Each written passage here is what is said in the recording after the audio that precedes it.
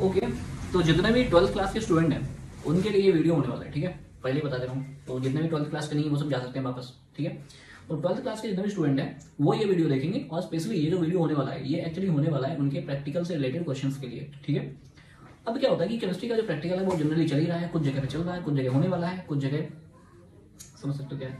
तो कहने का मतलब ये है कि प्रैक्टिकल का जो क्वेश्चंस होते हैं उनको हम लोग बोलते हैं वाइवा क्वेश्चंस। अब ये वाइवा क्वेश्चंस कहाँ से आते हैं? आपके प्रैक्टिकल से ही आते हैं। कौन कौन से? जैसे आपका वॉल्यूमेट्रिक टाइट्रेशन हो गया, उसके बाद आपका सॉल्ट एनालिसिस हो गया, फंक्शनल टेस्ट हो गया। तो ये सारे जो क्वेश्चंस होते हैं वो बना करके वाइवा में मैं आपको अभी बताने वाला हूँ ऑन द स्पॉट, ठीक है। तो कौन कौन से क्वेश्चन होते हैं? सबसे पहले हम लोग वॉल्यूमेट्रिक एनालिसिस उठा लेते हैं, ठीक है। टाइट्रेशन वाला एक्सपेरिमेंट आप सभी लोगों ने किया हुआ है। तो टाइट्रेशन वाला जो एक्सपेरिमेंट है उसमें कौन कौन से क्वेश्चन होते हैं? सबसे पहले तो क्या होता है कि व्हाट इज टाइट्रेशन, ठीक है। टाइट्रेशन मेथड क्या होता है? व्हाट इज टाइट्रेशन, ठीक है। व्हाट इज टाइट्रेशन, हम लोग क्यों करते हैं titration? Titration method is used to calculate the molarity of any unknown given solution with the help of any known solution, ठीक है। जब भी किसी हमारे पास मान लो दो सॉल्यूशन है, एक बेस का है एक एसिड का है, और एक की मोलैरिटी हमको नहीं पता है, एक ही पता है, तो हमें इसके लिए ये एक्सपेरिमेंट करना होता है। किसी अननोन सॉल्यूशन की मोलैरिटी फाइंड करने के लिए टाइट्रेशन एक्सपेरिमेंट किया जाता है। तो ये पहला क्वेश्चन हो गया, ठीक है। उसके बाद में why this is called volumetric analysis. Volumetric analysis का मतलब होता है कि कितना वॉल्यूम हम यूज करेंगे किसी एक रिएजेंट का दूसरे रिएजेंट को न्यूट्रलाइज करने के लिए, ठीक है। तो इसके लिए इसको वॉल्यूमेट्रिक एनालिसिस भी बोलते हैं, because we calculate the values in term of volume, है ना। हम लोगों ने क्या किया था? वॉल्यूम के टर्म में सारा डेटा निकाला था। ऐसा तो नहीं किसी ने ग्राम में निकाला, नहीं, ऐसा कुछ नहीं होगा, वॉल्यूम में निकाला था, ठीक है। उसके बाद में हम लोगों के पास में क्या है कि वॉल्यूमेट्रिक एनालिसिस का दूसरा क्वेश्चन हो गया। उसके बाद में और क्या हो सकता है? उसके बाद में और क्या हो सकता है भाई? उसके बाद में हो सकता है,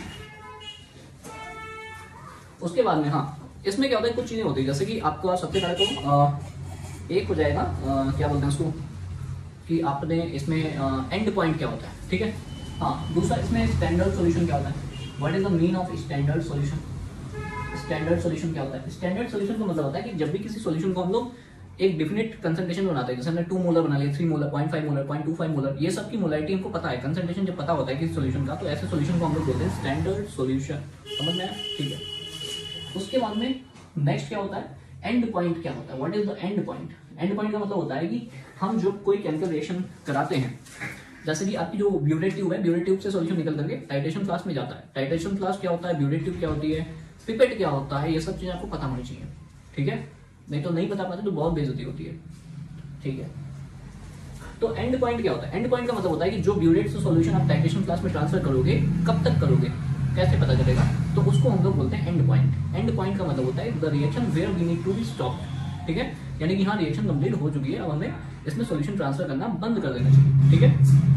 अच्छा, उसके बाद में तो हमारा जो एंड पॉइंट होता है, हम लोगों ने कौन सा एक्सपेरिमेंट किया है? केमनो-4 titration with Mohr salt solution. तो मोहर साल्ट वाले में हम लोग क्या करते हैं? केमनो-4 सॉल्यूशन ट्रांसफर करते हैं तब तक जब तक कि मोहर साल्ट का सॉल्यूशन लाइट पिंक नहीं हो जाता है। So light pink colour is the end point of the reaction, ठीक है। उसके बाद में what is the indicator used? What is indicator, है ना, यूज्ड इन केमनो-4 वाले टाइट्रेशन में, ठीक है। तो हम लोगों ने जो केमनो-4 का टाइट्रेशन किया है उसमें एंड पॉइंट क्या होता है? तो एंड पॉइंट जो होता है वो हमारा लाइट पिंक कलर होता है, यानी कि एंड पॉइंट मतलब कि हम लोग यहाँ पे रिएक्शन स्टॉप कर देंगे। Indicator, which indicator is used? तो विच इंडिकेटर का मतलब होता है कि इंडिकेटर इसमें क्या होगा? इसमें केमनो-4 act as a self indicator. इसका आंसर क्या होगा कि हम लोग टाइट्रेशन का एक्सपेरिमेंट करते हैं केमनो-4 वाले एक्सपेरिमेंट में, उसमें केमनो-4 ही अपने आप एक इंडिकेटर की तरह काम करता है, हमें दूसरा इंडिकेटर लेने की जरूरत नहीं है, ठीक है। ओके, उसके बाद आप बता सकते हैं नेक्स्ट में कि वॉल्यूमेट्रिक एनालिसिस के ऊपर ही चल रहे हैं। तो वॉल्यूमेट्रिक एनालिसिस में एंड पॉइंट ये हो गया। उसके बाद और क्या क्वेश्चन हो सकते हैं? और क्वेश्चन हो सकते हैं, बस इसमें इतना ही। उसके बाद में हम लोग चलते हैं सॉल्ट एनालिसिस पे। सॉल्ट एनालिसिस की अगर बात करोगे तो सबसे पहले सॉल्ट एनालिसिस क्या होती है? सॉल्ट एनालिसिस का मतलब होता है किसी भी सॉल्ट में दो चीजें होती हैं, केटाइन और एनाइन। तो केटाइन और एनाइन के डिटेक्शन को ही हम लोग क्या बोलते हैं? सॉल्ट एनालिसिस, ठीक है। अब ये जो सॉल्ट एनालिसिस में केटाइन एनाइन होते हैं, इनको एसिड रेडिकल और बेसिक रेडिकल भी बोलते हैं। जो केटाइंस होते हैं उनको बेसिक रेडिकल, एनाइंस को एसिड रेडिकल्स बोलते हैं, ठीक है। आई होप आपको समझ में आ रहा है, ठीक है। ये शॉर्ट सा वीडियो है, इसको देख जरूर लेना है। उसके बाद में हमारे पास आता है सॉल्ट एनालिसिस में कि जो सॉल्ट है, मतलब जो केटाइन और एनाइन है, उनको ग्रुप्स में लिखा गया है, और उन सभी के ग्रुप का एक रीजेंट होता है। जैसे कि जो कैटायंस होते हैं 0 group, 1 group, second group, third, fourth, fifth group, इस सभी रखे गए ना, अमोनियम कैटायन, फिर लेड कैटायन, फिर कॉपर और लेड कैटायन, फिर उसके बाद में आयरन, एल्यूमिनियम कैटायन, ठीक है। इस तरीके से कैटायंस को रखा गया।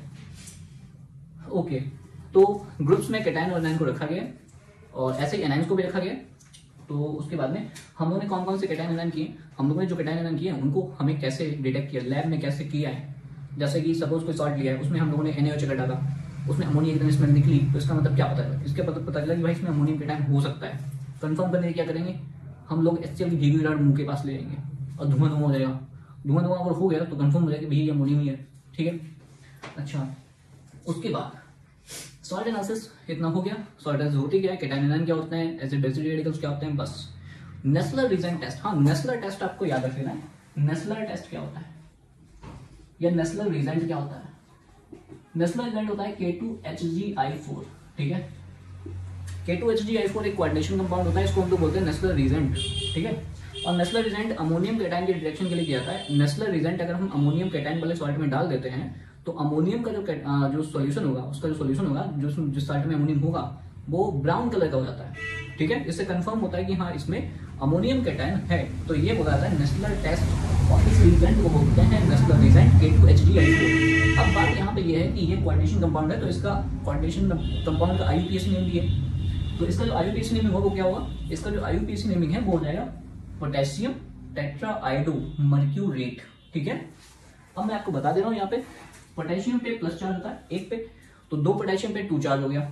आयोडीन पे -1 चार्ज होता है, तो यहाँ पे ओवरऑल इसका अगर ऑक्सीडेशन स्टेट निकालूं तो कितना निकल के आएगा, +2, ठीक है।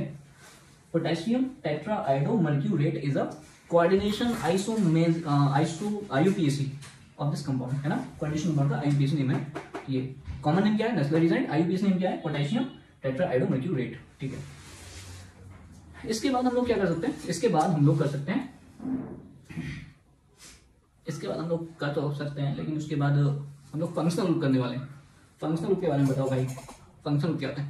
फंक्शनल ग्रुप की अगर बात करोगे तो फंक्शनल ग्रुप में हम लोगों ने 4 फंक्शनल ग्रुप करे हैं। कौन कौन से, एल्कोहल, हे भगवान, एल्कोहल किया है, एल्डिहाइड किया है, कार्बोक्सिलिक एसिड भी कर लिया है और फिनॉल किया है, ठीक है। इतने सारे हम लोगों ने फंक्शनल ग्रुप किए हैं लैब में। तो हम लोग क्या करते हैं, लिटमस टेस्ट करते हैं। अगर लिटमस टेस्ट करेंगे, ब्लू से रेड हो गया तो इसका मतलब एसिड हो सकता है, फिनॉल भी हो सकता है, ठीक है। तो हम फिर क्या करेंगे, फिनॉल और एसिड के लिए टेस्ट करेंगे बाइकार्बोनेट टेस्ट। अगर बाइकार्बोनेट टेस्ट में धुआं के साथ गैस इवॉल्व हो गई तो इसका मतलब CO2 गैस निकल रही है, और CO2 गैस किसके साथ निकलती है, मतलब कार्बोक्सिलिक एसिड के साथ, ठीक है। दूसरा, फिनॉल को डिटेक्ट करने के लिए फेरिक क्लोराइड टेस्ट होता है। फेरिक क्लोराइड टेस्ट क्या होता है, फेरिक क्लोराइड एक सोल्यूशन होता है, उसको हम क्या करेंगे, अपने जो ऑर्गेनिक टेस्ट ट्यूब तुम्हें दी जाएगी, उसमें प्रैक्टिकल तुम्हारा होगा, एक टेस्ट ट्यूब भर के तुम्हें एक सोल्यूशन दे दूंगा, ठीक है। उस सोल्यूशन में तुम्हें बताना पड़ेगा कि भाई कौन सा फंक्शनल ग्रुप है, तो वो फंक्शनल ग्रुप तुम्हें पता कैसे करना पड़ेगा, तुम्हें केमिकल रिएक्शन दे करके पता करना पड़ेगा। कैसे करोगे, पहले रेड लिटमस यूज करोगे, फिर तुम बाइकार्बोनेट टेस्ट कर लोगे, नहीं बाइकार्बोनेट टेस्ट आया तो फेरिक क्लोराइड टेस्ट कर लेना, ठीक है। ये सब मैंने लैब में बताया हुआ भैया, हाँ सब लैब में बताया हुआ है, आपको अच्छी तरीके आना चाहिए। फेरिक क्लोराइड टेस्ट में क्या होता है कि अगर आपके पास फिनॉल हुआ तो फेरिक क्लोराइड जो सोल्यूशन होगा वो वायलेट कलर का हो जाएगा, पर्पल कलर का हो जाएगा। इससे हमें पता चल जाएगा कि हाँ भाई आपका सोल्यूशन फिनॉलिक ग्रुप है, सोल्यूशन में फिनॉलिक ग्रुप है ऑर्गेनिक कंपाउंड में। उसके बाद में अल्कोहल के लिए क्या कर सकते हैं कि अगर आपके पास मान लो कि आपने ब्लू लिटमस यूज किया, रेड नहीं हुआ, तो इसका मतलब हो सकता है अल्कोहल हो सकता है एल्डिहाइड हो। अल्कोहल के लिए कौन सा टेस्ट कर सकते हैं, अल्कोहल के हम लोग सिंपल सा सिरिक अमोनियम नाइट्रेट टेस्ट कर सकते हैं। सिरिक अमोनियम नाइट्रेट रीजेंट बना हुआ रखा है, वहाँ सिरिक अमोनियम नाइट्रेट्स रीजेंट उठाना और अल्कोहल अगर होगा तो उसमें मिला देना, मतलब तुम मिलाओगे, अगर वो सोल्यूशन रेड हो गया मिक्स करने के बाद, ceric ammonium nitrate test nitrate reagent अगर डालेंगे, अगर वो सोल्यूशन रेड हो गया, अल्कोहल रेड हो गया, अगर वो ऑर्गेनिक कंपाउंड रेड हो गया तो इसका मतलब उसमें अल्कोहल भी प्रेजेंट होगा।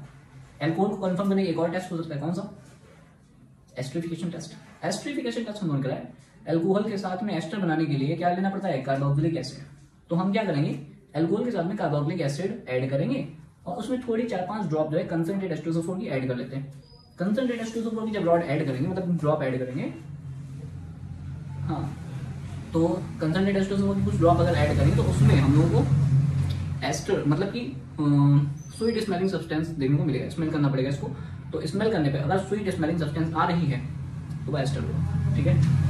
उसके बाद में एल्डिहाइड को कंफर्म करने एल्डिहाइड के लिए क्या कर सकते हैं, 2,4-DMT टेस्ट कर सकते हैं। 2,4-DMT के बाद में आप क्या करा सकते हो, टॉलिन टेस्ट करा सकते हो, आप फेलिन टेस्ट करा सकते हो, सारे टेस्ट कराए हुए हैं, ठीक है। तो ये सभी टेस्ट जो होते हैं वो हमारे होते हैं फंक्शनल ग्रुप टेस्ट। बस इतने ही पूछे जाते हैं और ये सब आपने सिलेबस में भी पढ़ा है, ठीक है। आई होप आपको इस वीडियो में अच्छा लगा होगा जानकारी, कौन कौन से क्वेश्चन बाय वन में रिलेटेड है आपके प्रैक्टिकल से। प्रैक्टिकल से इतने क्वेश्चन रिलेटेड है, इतने ही तुम तैयार कर लोगे तब खत्म हो गया तुमको, ठीक है। आई होप आपको समझ में आएगा। Thank you so much for watching.